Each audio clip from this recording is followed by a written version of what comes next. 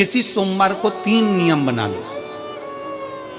जिस दिन मेरा भोले बाबा तुम पर कृपा कर दे उस दिन सोमवार का एक नियम बना कि महीने का एक सोमवार मुझे ऐसा करना है, 3 नियम धारण करना है महीने के सोमवार को। पहला, सुबेरे जाकर शंकर भगवान को 1 लोटा जल चढ़ाना है।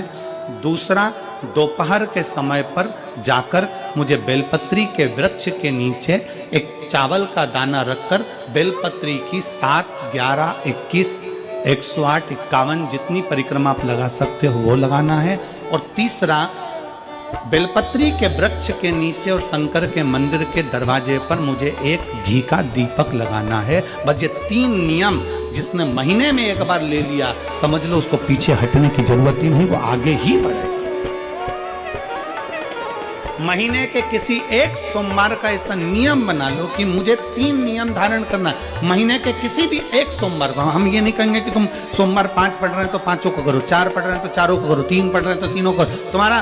तुम तो महीने का एक सोमवार का नियम बना। और मेरी जीजियों से, मेरी बेटियों से जो विदेश में रह रही हैं, जो कहीं बाहर रह रही हैं, कहीं बड़े शहर में रह रही हैं, जो रोज मंदिर नहीं जा सकते, हर किसी महीने के एक सोमवार को भी ये नियम निर्धारण कर सकते, तो उनसे कहेंगे कि 3 महीने में एक सोमवार का नियम बना लो। 3 महीने में नहीं बना सकते तो 6 महीने में एक सोमवार का नियम बना लो। और 6 महीने में नहीं बना सकते तो 1 साल में एक सोमवार का ऐसा नियम बना लो कि मैं साल का एक सोमवार ऐसा रहूंगी कि सुबह सोमवार के दिन मंदिर में जाकर जल चढ़ाऊंगी, दोपहर में जाकर बाबा को एक अक्षत का दाना रखकर, अक्षत का मतलब है कि बाबा मेरी दिनों दिन उन्नति करना। बेलपत्री के वृक्ष के नीचे जो अक्षत रखा जाता है वो उन्नति के लिए रखा जाता है। शंकर के शिवलिंग पर जो अक्षत रखा जाता है वो रोग मुक्ति के लिए रखा जाता है। अशोक सुंदरी पर जो अक्षत रखा जाता है वो संतान प्राप्ति के लिए रखा जाता है। षडानंद कार्तिकेय की ओर जो अक्षत रखा जाता है वो हमारे बच्चों की सुख समृद्धि के लिए रखा जाता है। विनायक की ओर,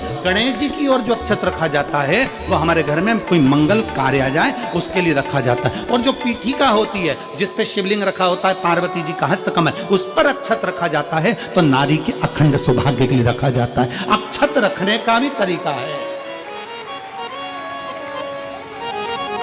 एक चावल का दाना कहाँ रखा जाता है, क्यों रखा जाता है, कैसे रखा। अब कई लोग कहते हैं गुरुजी ये शिव महापुराण में आप ये नियम बताते हो, तरीका बताते हो। हम तो उनसे कहेंगे डॉक्टर के पास जाओगे तो डॉक्टर भी गोली लिखकर ये नहीं कह देगा कि ये सारी गोली एक साथ खा जा। डॉक्टर भी कहेगा ये गोली सुबह खाना है, ये गोली शाम को खाना है, ये गोली दोपहर में खाना, ये गोली भूखे रहकर खाना। बोलो सही है कि गलत है। ये रात्रि को खाना खाने के बाद खा लेना, ये खाना खाने के पहले, ये नाश्ते के पहले। और सुनो ये दवाई, ये वाली पीछे वाली जो दवाई लो ना इसको दूध से लेना, ये वाली जो दवाई लो ना इसको पानी से लेना। और सुनो ये डब्बी है इसको पानी में मिलाकर फिर पीना।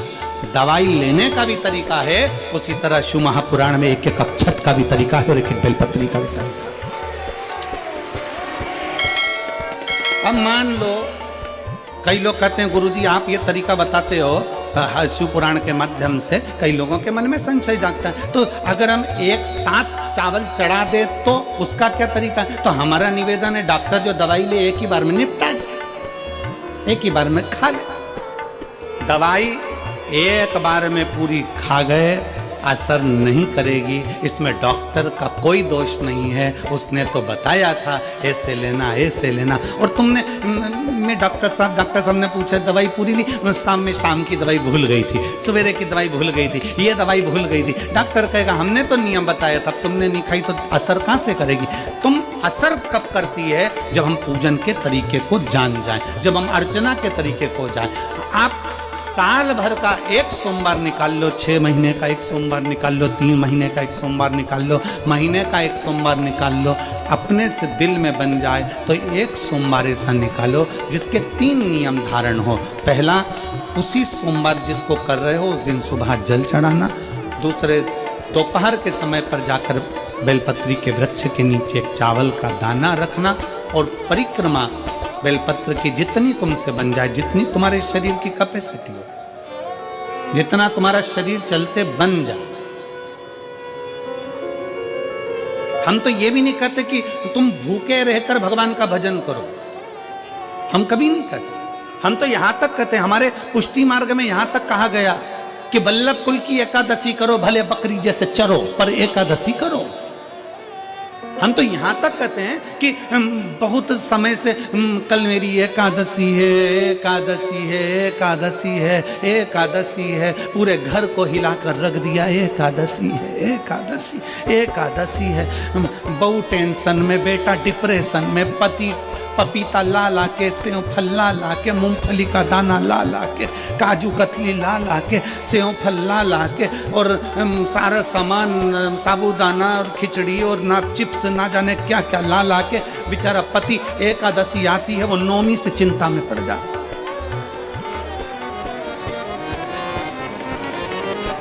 हम तो ये भी नहीं कहते कि तुम व्रत बहुत भारी करो, तुम व्रत उपास भी बहुत टेंशन वाला करो, ना ना ना।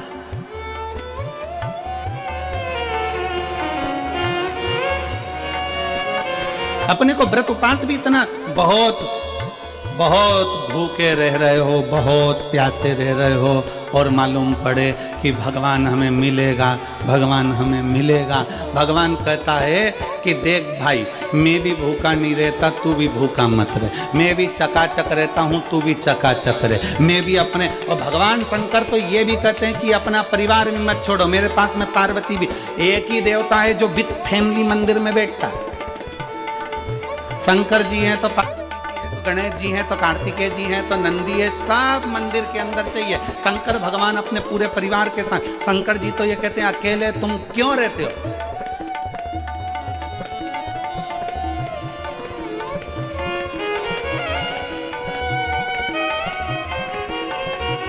शिव जी की एक बात अपने ध्यान में रखना, कितनी सुंदर बात है शंकर भगवान की, बहुत ध्यान में रखिएगा। भगवान नारायण ने भगवान शंकर का भोजन रखा, विथ फैमिली आए। ब्रह्मा जी ने रखा, आए। इंद्र ने रखा, आए। एक दिन कुबेर को अहंकार आ गया और कुबेर ने मन में सोचा कि मेरे पास में इतना वैभव है, इतना धन है, मेरे पास में इतना वैभव, इतना धन है। कुबेर ने विचार करा कि मैं भी सबका भोजन रखता हूं, मेरा धन देखेंगे, वैभव देखेंगे। सबको बुलाया, सबको।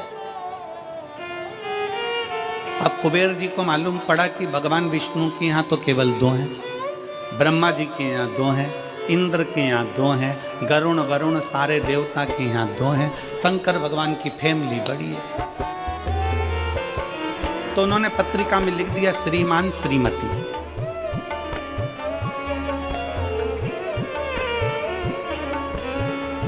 केवल 2। सबके यहां मेरा भोले बाबा गया, मेरे शंकर गए, पर कुबेर के यहां पर जब पत्रिका देने के लिए कुबेर शंकर जी के यहां गए, शंकर जी ने पत्रिका को देखा तो उसमें लिखा था कि शंकर पार्वती पधारे, श्रीमान श्रीमती।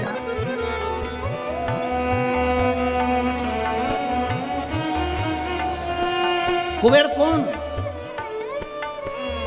एक चोर शंकर जी के मंदिर में चोरी करने के लिए गया। अंधेरा बहुत था, शरीर का कपड़ा उतार कर त्रिशूल में लपेट कर आग लगाकर उजाला कर देख रहा था। शिवरात्रि का दिन था, शंकर जी खुश हो गए और शिव जी ने वर दे दिया, तूने आज शिवरात्रि के दिन मेरे मंदिर में प्रकाश करा है, मैं तुझे कुबेर का राज्य देता हूं। कुबेर नीचे बैठेगा और तू कुबेर के सिंहासन पर बैठेगा। कुबेर की कुर्सी एक चोर को दे दी। अब चोर कुबेर बनकर बैठा है और उस चोर के मन में, या अब जिसने तुझे कुबेर बनाया था तू उसको भी फैमिली बुला लेता, पर उसको भी नहीं बुलाया।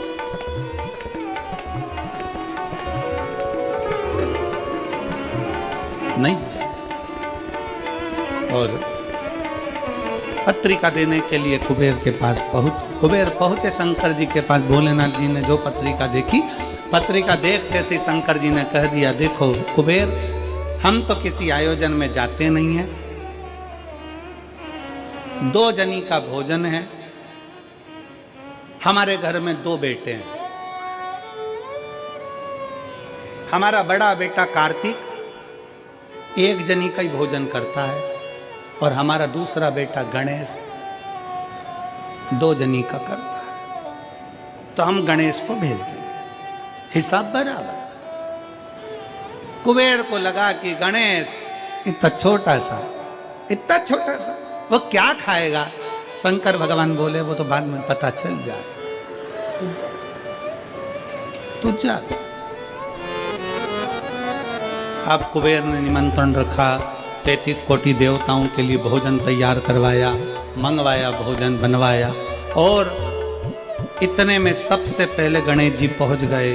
कुबेर की पत्नी दौड़ कर आई, दरवाजे पर गणेश आए, शंकर जी के पुत्र। कुबेर ने कहा आने का समय तो 6 बजे था, ये तो 4 बजे ही आ गए। पूछ किया इतनी जल्दी क्यों आ गए? गणेश जी से पूछा तुम इतनी जल्दी क्यों आ गए? तो कहा पिताजी ने कहा कि पहली पंगत में निपटाया।